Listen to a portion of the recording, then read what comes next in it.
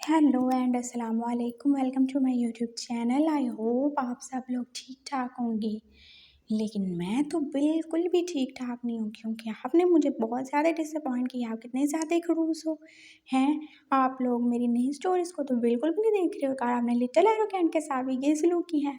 तो अगर आपने नई स्टोरीज़ देखनी तो आप मुझे बता दो, और अगर आपने आप कमेंट नहीं किया और मुझे नहीं बताया तो फिर मैं आगे से कोई स्टोरी आप लोग नहीं करूँगी। हाँ, आप लोगों ने समझ के आ रखा है मुझे। और हाँ, अब जो स्टोरी जैसी होगी उसमें वैसी चीज़ें होंगी ना। अब हाँ, स्टोरी में हम कॉमेडी तो नहीं डाल सकते ना। और जैसे कि आप बिरयानी है, उसमें चीनी थोड़ी डाल सकते हैं, तो उसमें जो मसाले आएँगे वही डालेंगे ना। ऐसे ही कुछ स्टोरीज़ होते हैं जो कॉमेडी वाली होती हैं, कुछ जो थोड़ी सीरियस होती हैं, और कुछ जो होती हैं वो थोड़ी इमोशनल होती हैं। तो स्टोरी के हिसाब से ही हमने उसमें सिचुएशन ऐड करनी होती है ना। ऐसे थोड़ी है कि हाँ, स्टोरी में हम ही हू हा करते रहें।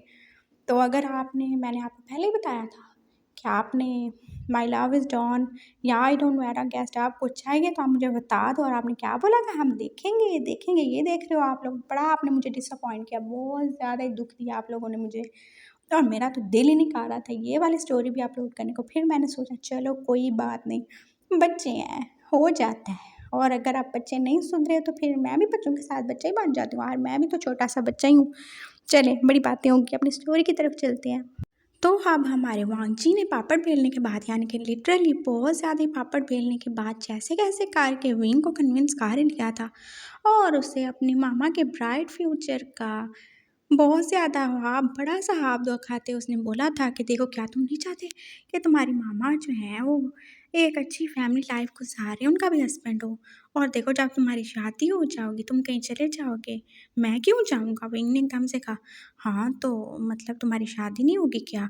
अच्छा चलो, शादी ना भी हुई, जब तुम मेरे पास रहते हो तो तुम्हारी मामा तो अकेली होती है ना, उन्हें भी तो कोई चाहिए ना जिसके साथ वो अपना टाइम स्पेंड करें। और इस उम्र में तो ज़्यादा ही ज़रूरत होती है ना किसी पार्टनर की। उसने बहुत बड़ी बात कर दी थी, और फिर विंग चुप ही हो गया। हाँ, तुम सही कह रहे हो, ऐसे ही होगा। हाँ, तो इसलिए मैं कह रहा हूँ, देखो मेरे अंकल भी अकेले हैं, तुम्हारी मामा भी अकेली हैं, तो वो क्यों ना हम उन दोनों का टाका फिटका दें। क्या मतलब, आई मीन उन दोनों की शादी करवा दें। वो तो तुम्हें पता ना, बस मैं बोलने में थोड़ा ऐसा ही हूँ। लेकिन गोल्डी बाबा, हम दोनों के स्टेटस में बहुत ज़्यादा फ़र्क है। तो क्या हुआ विंग, मुझे सच में कोई फ़र्क नहीं पड़ता, और अंकल को भी नहीं फ़र्क पड़ता। और वैसे भी ये मेरी गरीबी तो बाकी लोगों के लिए है ना। तुम तो हमारी फैमिली हो ना, और तुम तो बहुत ख़ास हो ना, तुम तो जानते हो ना मैं तुमसे कितना ही ज़्यादा अटैच्ड हूँ। और मैं भी चाहता हूँ कि तुम मेरे पास रहो, हमेशा मेरे साथ रहो। लेकिन पापा, क्या पापा लगा रखी है? क्या तुम नहीं चाहते कि तुम्हारी मामा खुश रहें? बोलो। हाँ, चाहता हूँ, लेकिन वो क्या राज़ी हो जाएँगी? अरे हाँ, हाँ, तुम्हारी मामा तो सच में राज़ी ही हैं। मैंने खुद देखा था, वो अंकल से बातें कर रही थी, और वो तो बस तुम्हारी वजह से रुकी हुई हैं। तो अगर तुम उन्हें खुद ही कह दोगे तो देखना वो कितना ही ज़्यादा खुश होंगी। अच्छा, सच में? हाँ, और क्या। और वांजी ने उसे कन्विंस कर लिया था, और फिर जैसे बाकी सारे काम तो बहुत स्मूथली हो गए थे। और वांजी तो दिल में यही सोच के बैठा हुआ था, चलो अच्छा हो गया, इसी बहाने अब विंग हमेशा उसके साथ रहेगा, और उसे लैंड फैमिली का नाम भी मिल जाएगा। और अंकल जो कि बहुत ज़्यादा स्टेटस कॉन्शियस थे, फाइनली वो अब फिर भी गरीब सी औरत से शादी कर रहे थे। और फिर वो अंकल को ब्लैकमेल करके विंग से शादी करने के लिए भी नाराज़ी कर ही लेगा। और गगा को तो कोई एतराज़ नहीं था, उन्हें क्या मसला होगा, अंकल खिलाफ है, जो मर्ज़ी करें। और इसी तरह होते-होते कुछ टाइम गुज़र ही चुका था, और फिर शादी की तैयारियाँ भी शुरू हो चुकी थी। और अंकल तो बहुत ज़्यादा ही खुश थे, और वो वांजी के बहुत ज़्यादा थैंकफुल थे। उसने कहा, कोई बात नहीं अंकल, जब मेरा टाइम आएगा आप भी मेरी हेल्प कर देना। और फिर डिसाइड क्या हुआ था कि जिस दिन वांगजी का 17th बर्थडे होगा उसी दिन शादी होगी, ताकि एक ही दिन दोनों दोनों सेलिब्रेशन हो जाए। और वांगजी तो बहुत ज़्यादा एक्साइटेड था, मज़ा आएगा। और अब वो दिन भी आ चुका था जब कि हुइन की मामा और वांगजी के अंकल जिनैन की शादी थी, और सब कितने ही ज़्यादा खुश थे, और डबल डबल खुशी थी ना उनके घर में। और सारा दिन तो जैसे तैयारियों में गुजर गया, उनके घर में कितने ही ज़्यादा गेस्ट आए थे, और अंकल ने बोला था हाँ वो कहीं हॉल में शादी नहीं करेंगे। अरे जब इतना बड़ा घर है, इतना बड़ा मैंशन है, तो वो क्यों कहीं बाहर शादी करें, वो तो अपने घर में शादी करेंगे। और इसी तरह घर में बहुत सारे लोग थे, और फिर कितने ही गेस्ट आए हुए थे उनके घर में। और फिर वांगजी बार बार सोच रहा था, बस 1 साल और, 1 साल और फिर मैं भी जब ऑफिशियली 18 साल का हो जाऊंगा मैं भी ऐसे ही शादी करूंगा, ऐसे ग्रैंड वेडिंग अपनी उल्टी के साथ। और वो तो ख्वाबों ख्यालों की दुनिया में कहीं से कहीं पहुंचा हुआ था। और फिर विंग ने उससे कहा, गोल्डी पापा सब ठीक हो क्या ना, सारे अरेंजमेंट अच्छे हैं ना? हाँ हाँ बहुत अच्छे हैं, सब एकदम परफेक्ट है। डेकोरेशन वाला मैंने कितना ही अच्छा काम किया और केटरर्स भी बहुत अच्छे हैं, सब एकदम परफेक्ट है। और हाँ आंटी को तुमने भेज दिया ना तैयार होने के लिए? हाँ हाँ वो तो कब की जा चुकी हैं। और तुम? मैं क्या? तुम नहीं जाओगे क्या? मैं क्यों जाऊँ, कौन सा मेरी शादी हो रही है? अरे तो ऐसे कैसे, ये तुम्हारे लिए भी तो स्पेशल दिन है, देखो मेरा बर्थडे है, तुम्हारे गोल्डी का बर्थडे है, क्या तुम रेडी नहीं होगे? लेकिन मैं तो रेडी ही हूँ। नहीं मुझे नहीं पता, तुम्हें भी जाना होगा, तुम भी अच्छे से तैयार होगे। और वैसे भी आप तो तुम हमारी फैमिली का हिस्सा होने वाले हो, और आप तुम्हारे नाम के साथ भी लैंड सरनेम जुड़ने वाला है, तो ऐसे कैसे, तुम्हें भी अच्छे से रेडी होना होगा। लेकिन पापा मैं वैसे मेकअप कर लूँगा, और आपको तो पता है मुझे मेकअप करने का कितना ही ज़्यादा शौक है। हाँ तुम अपने शौक अपने पास रखो, मैं तुम्हें ऐसे बिल्कुल भी शादी अटेंड नहीं करने दूंगा, चलो मेरे साथ। और वो उसे खींच के लेके जा चुका था, और फिर उसने उसे शॉपिंग करवाई, अच्छा सा ड्रेस दिलवाया, एकदम अपनी पसंद का परफेक्ट सा। लेकिन बाबा ये तो बहुत ज़्यादा महंगा, कोई महंगा नहीं है, चुप हो जाओ, मेरे आगे मत बोला करो, जो भी मैं करता हूँ बस मुझे करने दिया करो। ओके पापा। और फिर अगला काम था विंग को रेडी करवाने का, और वो भी उसने करवा ही लिया था एक बहुत ही अच्छे सैलून से। और जब विंग रेडी हो गया है तो बस वांजी तो उसे देखता ही रह गया था। सच कहा था विंग, तुम्हें बिल्कुल भी रेडी होने की ज़रूरत नहीं है, तुम वैसे ही बहुत ज़्यादा ब्यूटीफुल हो। लेकिन मैं चाहता हूँ कि मेरी ओल्ड वाइफ और अच्छा लगे, और बस साहब मेरी वाइफ को ही देखें, मेरी फ्यूचर ओल्ड वाइफ। वो उसे देख के बस स्माइल किया जा रहा था, और विंग ने कहा, क्या हुआ पापा, क्या मैं अच्छा नहीं लग रहा? नहीं नहीं तुम बहुत ज़्यादा ही अच्छे लग रहे हो विंग, बहुत ज़्यादा ही, सच में, उसने कहा। और फिर विंग तो खुशी हो गया था, फिर वो अपने घर आ चुके थे, और अब शादी का टाइम हो चुका था। पहले अंकल और आंटी की, यानी कि उनकी मामा की और अंकल की शादी हुई थी, और अब वो ऑफिशियली कौन बन चुके थे, लैन। और अंकल ने भी क्या बोला था, उन्होंने अपनी शादी पे ही ऐलान कर दिया था कि वो सिर्फ अपनी वाइफ को ही नहीं अपनाएंगे बल्कि वो उनके बेटे को भी अपना नाम देंगे।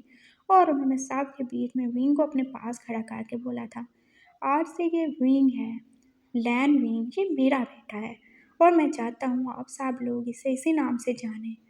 और हाँ, इसके पास लाइफ में जो भी था, जैसा भी था, वो अब गुजर चुका है, आज से ये मेरा बेटा है। तो आप सब की ये ड्यूटी है कि आप इसकी रिस्पेक्ट करें, वही रिस्पेक्ट जो आप हम सब की करते हैं। और सब चुप ही थे, वो क्या ही कर सकते थे। और फिर उन्होंने विंग से कहा, विंग मैं चाहता हूँ तुम मेरे हिस्से का बिजनेस संभालो, तुम ऑफिस जाया करो, और मैं शीचैन को बोलूँगा कि वो तुम्हें नए ऑफिस का मैनेजर बना दें। और विंग तो जैसे एकदम से इतना ज़्यादा प्यार मिलने के बाद इमोशनली होने लगा था। नए पापा? क्या मतलब, नए पापा क्यों बोल रहे हो, पापा बोलो ना। पापा मैं जो अपनी जॉब करता हूँ मैं उसमें बहुत ज़्यादा खुश हूँ, और मैं आपका एहसान नहीं लेना चाहता। नहीं ये एहसान नहीं है, ये तुम्हारा हक है। नहीं ये मेरा हक नहीं है, मैंने मेहनत नहीं की है, और मैं जो मेहनत करूँगा मैं उसी की कमाई खाना चाहूँगा, और मैं चाहता हूँ कि आप और मामा हमेशा खुश रहें। और मैं गोल्डी पापा के साथ ही बहुत खुश हूँ, मैं बस उन्हीं की जॉब करना चाहता हूँ, और जो भी जॉब मेरे पास है अभी मैं वही करूँगा जब तक मैं अच्छे तरीके से एक्सपर्ट नहीं हो जाता। और वैसे भी मैं आपके ऊपर बोझ नहीं बनना चाहता। विंग कैसी बातें कर रहे हो तुम? नहीं पापा प्लीज़ आप मुझे फोर्स मत करें, मैं अपनी सेल्फ रिस्पेक्ट को कायम रखना चाहता हूँ, आई होप आप पुरानी बनाएंगे। और अब हिचैन अंकल ने सोचा विंग कितना ही ज़्यादा उदार था, जो कि किसी के ऊपर बोझ नहीं बनना चाहता था। और अब तो उनकी नज़र में विंग जैसे एकदम से बहुत ही ऊंचा हो गया था। और वांजी, वो भी तो यही सोच के खुश था कि उसकी वाइफ कितनी ज़्यादा अपनी सेल्फ रिस्पेक्ट को कायम रखने वाला है। और अब फाइनली क्या हुआ था, उन्होंने ब्राइड को रूम में भेज दिया था, और वांजी को कहा, ज़रा तुम युआन को तो ले जाओ अपने रूम में, ये ज़रा सो गया है, इसको आराम करना है। लेकिन वांजी ने एकदम से इनकार दिया, नो नो नो, मेरे रूम में नहीं, आपको पता नहीं है कितनी उछल कूद मच रहता है, और मेरा रूम मैं बिल्कुल इसे हराम नहीं करने दूंगा, आप किसी और रूम में ले जाए।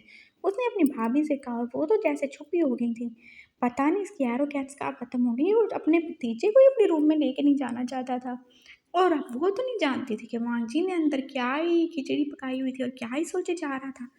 और अब थोड़ी देर के बाद उन सब लोगों ने डिसाइड किया कि वो सब मेल लोग, हाँ, सारे मर्द लोग जाएंगे पार्टी करने। आज शादी थी और वांग जी का बर्थडे भी तो था और आज ही तो वांग जी ने केक काटा था। और वांग जी तो अब बस 1 साल और गुजरने का वेट ही कर रहा था।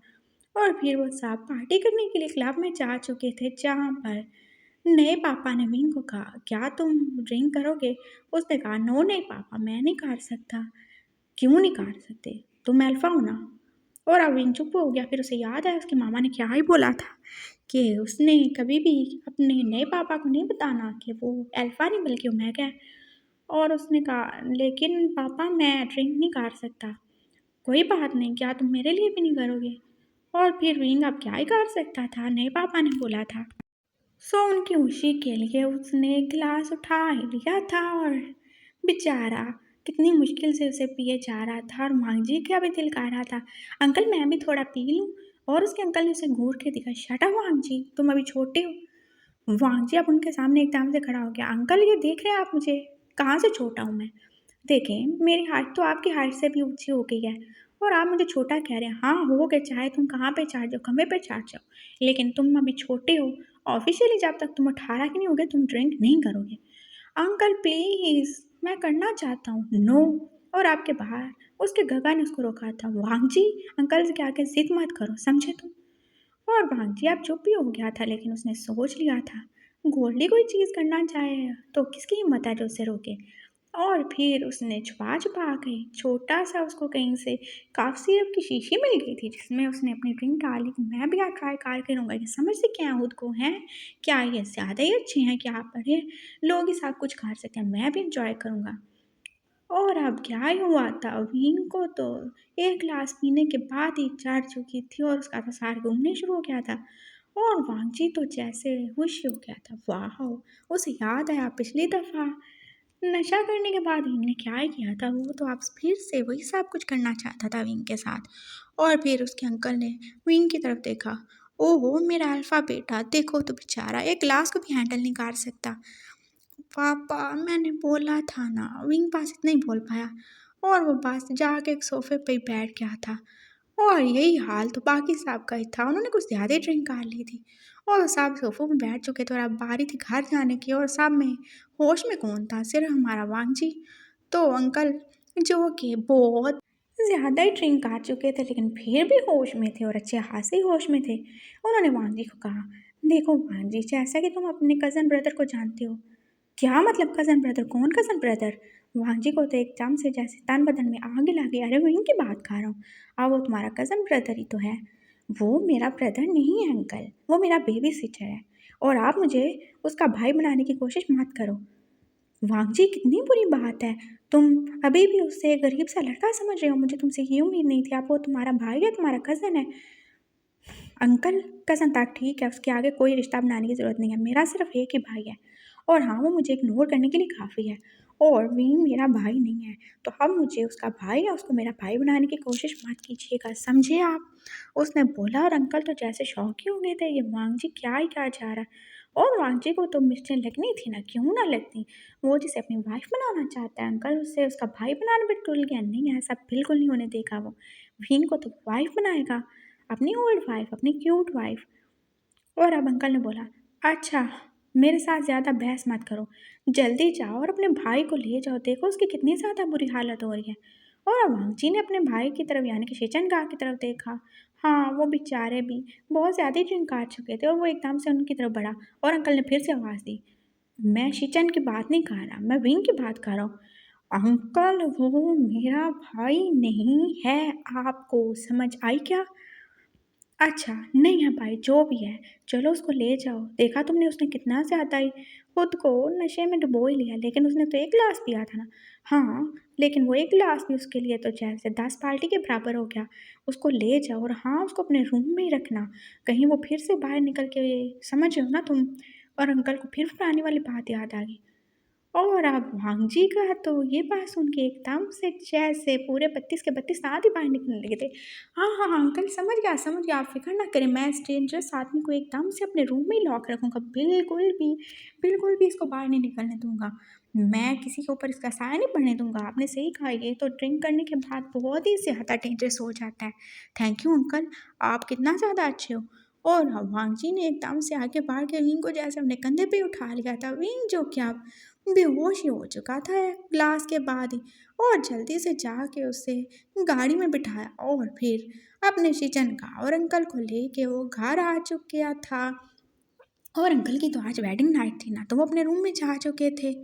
और वांगजी बहुत मज़े से आराम से विंग को ऐसे ही आटे की बोरी की तरह उठाए हुए अपने कमरे में आ चुका था। और अब उसने दरवाज़ा खोला और अब हमें पता चलता है कि वांगजी ने क्यों अपने रूम को लॉक रखा था, क्यों वो किसी को आने नहीं दे रहा था अंदर, क्योंकि वांगजी ने तो अपना पूरा रूम वैसे ही सजा लिया था जैसे कि आज उसकी भी वेडिंग नाइट हो। और क्यों नहीं सजाया, आज उसका बर्थडे था। और वैसे भी उसने सोचा था अंकल जब इस उम्र में वेडिंग नाइट मना सकते हैं तो मैं क्यों नहीं मना सकता। और प्यार करने की कौन सी उम्र होती है, हाँ 1 साल का क्या है, गुजर ही जाएगा। लेकिन मैं भी आज अपने विंग को बहुत ज़्यादा ही प्यार करूँगा, तभी तो उसने उसको अच्छे से रेडी करवाया था ताकि वो थोड़ी सी वाइफ वाली फीलिंग ला सके। और अब उसने जाके विंग को अपने प्यार से सजाए हुए बेड के ऊपर बहुत ही आराम से लिटा दिया था। विंग जो कि सो रहा था। हाय! अब ये जूते भी मैं उतारूँ क्या? उसने उसके जूते भी उतार दिए और आराम से उन्हीं को लिटा दिया था। और हाँ, अब उसने क्या ही किया था, वो वाली कफ सिरप वाली उसने शीशी निकाली। हाँ, मैं भी थोड़ा पी लेता हूँ। और उसने भी एकदम से अपने मुँह को बुलाया, हाय हाय! ये तो कितना ही ज़्यादा कड़वा है, मैं कैसे पीऊँगा? फिर उसे याद आया, हाँ, विंग पी सकता है, तो मैं क्यों नहीं पी सकता? मैं तो अल्फ़ा हूँ ना। और उसने भी वो पूरी शीशी एकदम से गटक ली थी। और दूसरी तरफ जैसे ही अंकल अपने रूम में गए तो उनकी नई नवेली वाइफ यानी कि विंग की मामा, वो तो कितनी ज़्यादा परेशान हो रही थी। "चेरी तुम लोग कहाँ थे? इतनी देर लगा दी तुमने, और विंग कहाँ है?" "हाँ, विंग वो तो सो गया है ना।" "क्या मतलब इतनी जल्दी सो गया? कहाँ पे सुलाया है?" "अरे अब तो ये सारा घर उसी का है ना, और मैंने तुम्हें क्या बोला था, जो कुछ मेरा है विंग का है और हमारे बेटे का है सब कुछ। तो आप वो जो चाहे करे, जैसे रहे, जिसके साथ मर्ज़ी रहे और जिस रूम में चाहे रहे। अरे इतनी ज़्यादा तकरीरें क्यों गा रही हो? ये बताओ कहाँ है वो?" "कुछ नहीं, मैंने तो वांगजी को बोला ना उसे अपने रूम में ले जाए, और वैसे भी वो कज़न ब्रदर्स हैं तो साथ में रह सकते हैं।" "क्या तुमने उसको वांगजी के रूम में भेज दिया?" "हाँ, तो क्या हुआ? दोनों अल्फ़ा ही तो हैं, और वैसे भी तुम्हारा बेटा इतना ज़्यादा डेंजरस है कि उसको तो सिर्फ़ वांगजी हैंडल कर सकते हैं और कोई नहीं।" और अब विंग की मामा क्या ही करती, उनका तो दिल चाहे अपना सिर ही पीट लें। उफ़! पता नहीं विंग और वांगजी क्या कर रहे होंगे। उन्हें तो बहुत ज़्यादा ही टेंशन हो रही थी। और फिर उन्होंने विंग को कॉल की थी, और विंग तो सो रहा था, वो कॉल कैसे उठाता। और फिर अचानक से वांग जी के दिल में ख्याल आ रहा था, क्या वो सोए हुए विंग का थोड़ा सा फ़ायदा उठा ले, बस थोड़ा सा, ज़्यादा नहीं। बाकी सब तो शादी के बाद करेगा, लेकिन थोड़ा थोड़ा तो कर ही लेगा ना। क्या उठा लूँ फ़ायदा, वो अपने दिल से कह रहा था। और तभी उसको अचानक से बहुत ज़ोर से आवाज़ आई, उठा ले रे बाबा। अरे ये कौन बोला? तो उसने इधर-उधर देखा, क्या मेरे दिल से आवाज़ आई है ये? थोड़ी देर बाद फिर से आवाज़ आई, उठा ले रे बाबा। उफ़! मेरा दिल भी ये आजकल इंसानों की तरह बोलने लग पड़ा है। वो आंटी को समझ नहीं आ रही थी। और वो कफ सिरप जितना जो भी शराब उसने पी थी वो अब उसके भी दिमाग पे जा रही थी। अरे ये कौन है जो मुझे कह रहा है उठा ले रे बाबा? और फिर इधर-उधर देखा और तब उसे पता चला ये और कोई नहीं था, बल्कि ये विंग का मोबाइल था जो कि रिंगटोन पे बज रहा था, उठा ले रे बाबा। और फिर वांजी ने चुप करके फ़ोन उठाया, और दूसरी तरफ से उसकी नई नवेली चची जान यानी कि विंग की मामा थी। उन्होंने कहा, "विंग तुम ठीक तो हो ना?"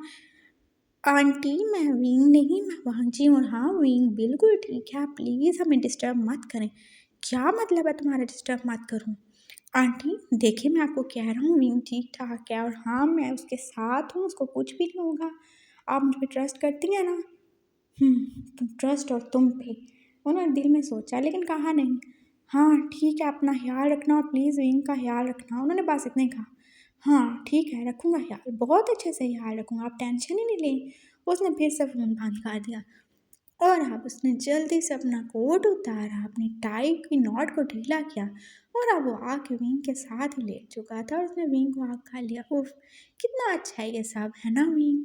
देखना बस साल ही गुजरने दो, मैं बिल्कुल भी लेट नहीं करूँगा, जल्दी से शादी कर लूँगा और तुम्हें इस रूम में एकदम से अपनी ऑफिशियल वाइफ बना के ऐसे ही अपने बेड पे लाऊंगा, ऐसे ही हमारा रूम सजाऊंगा। नहीं, ऐसे नहीं, थोड़ा ज़्यादा सजाऊंगा। और वो बस हालूम में विंग से कितनी बातें किए जा रहा था और विंग तो बेचारा मज़े से सोए जा रहा था। और उसकी मामा को फिर से उसकी फिक्र हुई, कहीं माँ जी विंग के साथ कुछ कार्य ना रहे। और वो उठ के एकदम से कमरे में इधर उधर घूमना शुरू हो गई। फिर उनके हस्बैंड यानी के अंकल चिरैन बोले, जो क्या हुआ है तुम्हें, क्यों इधर उधर घूम रही हो? मुझे बहुत ज़्यादा फिक्र हो रही है बच्चों की, वो दोनों अकेले हैं कहीं कुछ। अरे नहीं नहीं, कुछ भी नहीं होगा, मैंने बोला ना वो दोनों एल्फ हैं, उनको एक दूसरे से कोई भी खतरा नहीं है। और वैसे भी विंग कितना अच्छा है मैं जानता हूँ, और आज तो उसने मेरा दिल ही जीत लिया। वो तो बस विंग की तारीफें किए जा रहे थे, लेकिन वो तो नहीं जानते थे जो विंग की मामा जानती हैं। और उन्होंने फिर से विंग को कॉल की और वांगजी जो कि अब विंग को किस ही करने वाला था, एक बार फिर से उसको आवाज़ आई, उठा ले रे पापा, अब तो मैं सच में उठा ही लूँगा फ़ायदा। उसने गुस्से से सोचा, फिर से कॉल उठाई। आंटी अगर आपने खुद नहीं सोना तो मुझे तो सोने ही दें, और खुद की वेडिंग नाइट नहीं करनी तो मेरी नाइट तो खराब मत करें। क्या बकवास कर रहे हो तुम? उन्होंने बोला और फिर अंकल ने उन्हें गुस्से से देखा। क्या है बोल रही हो तुम? कुछ नहीं, तुम्हें नहीं कह रही। आंटी मेरा मतलब है कि अगर आपने खुद की वेडिंग नाइट नहीं बनानी तो मेरी नाइट यानी कि मेरी रात तो आराम ना करें, मुझे सोना है प्लीज़। अगर अगर आपको यकीन नहीं है तो आप आके हमारे रूम में देख लो, मैं कुछ भी नहीं खा रहा उसके साथ सच में, उसने कहा। और फिर आंटी ने कहा ओके फाइन, ठीक हो गया। उन्होंने फिर से बंद कर दिया। आखिर तुम्हें हो क्या है, तुम इतनी ज़्यादा टेंशन क्यों ले रही हो? अंकल चिरान पूछ रहे थे। मुझे नहीं पता, मुझे बच्चों की बहुत ज़्यादा फिक्र हो रही है, मैं एक बार उनको देख के आना चाहती हूँ। और अंकल चिरान ने बोला नहीं, तुम नहीं जा सकती, तुम नहीं ना मेरी दुल्हन हो, मैं तुम्हें ऐसे बाहर नहीं जाने दूंगा, मैं खुद देख के आता हूँ। और अंकल आप उठ चुके थे और सच्ची बात है फिक्र तो उन्हें भी हो रही थी, लेकिन वीन की नहीं, वांजी की जो के उस ड्रिंक किए हुए वीन के साथ था, जो कि इतना ज़्यादा खतरनाक अल्फा था। उन्होंने कहा एक दफ़ा चेक कर ही आता हूँ। वो गए और उन्होंने जाके वांगजी के रूम का दरवाज़ा थोड़ा सा खोल के देखा। उन्होंने क्या देखा कि वांगजी और वीन कितने ज़्यादा मज़े से एक दूसरे को हक करके सो रहे थे।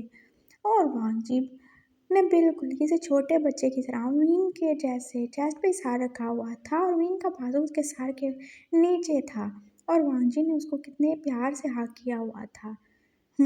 अंकल की तो आंखों में आंसू आ गए। अरे वाह, कितना ज़्यादा प्यार है दोनों भाइयों में। प्यार हो तो ऐसा हो, वरना ना ही हो। वो बहुत ज़्यादा इमोशनल हो गए थे और वो बेचारे इसी खुशी में अब अपने रूम की तरफ जा रहे थे। और वांगजी ने एकदम से सुकून का सांस लिया। अच्छा हुआ जो उसने अंकल के कदमों की आवाज़ सुन ली थी और जल्दी से विंग को हक कर लिया था, नहीं तो वो उसे किस ही करने वाला था और फिर अंकल के सामने समझ आ जाता कि वो भाई भाई नहीं बल्कि हस्बैंड लोग आए हैं, क्या इज्जत रह जाती है उसकी। चलो इसके साथ ही हमारा ये वाला पार्ट कंप्लीट होता है। सो अगर आपको पसंद आए तो लाइक और कमेंट कर देना, और जो मैंने बात बोली है उसको सीरियसली लेना।